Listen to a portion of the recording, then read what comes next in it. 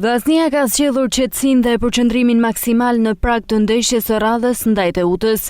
Drejtuesit e klubit në bashkëpunim me stafin teknik kanë vendosur që skuadra të largohet nga Shkodra dhe të qëndrojë grumbulluar gjatë gjithë javës. Për këtë qëllim, destinacioni i përzgjedhur është Velipoja, skuadra kuqeblu që prej 2 ditësh është sistemuar në Bregdetin e Adriatikut, ndërsa seancat stërvitore po zhvillohen në fushën sportive Adriatik.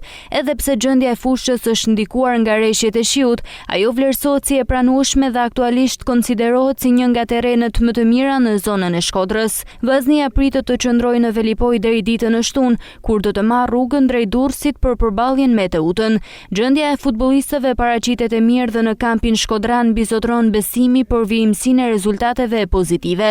Ndërkohë, klubi kuqeblu pritet të zyrtarizojë në orët në vijim afrimin e parë të merkatos së janarit nga burime zyrtare të Star Plus. Mësohet se vllaznia ka mbyllur marrëveshjen në formë huazimi me CSKA Sofia për sulmuesin ansor Kevin Dodaj. Futbollisti ka firmosur kontratën dhe do të jetë pjesë e skuadrës shkodrane deri në fund të këtij sezoni.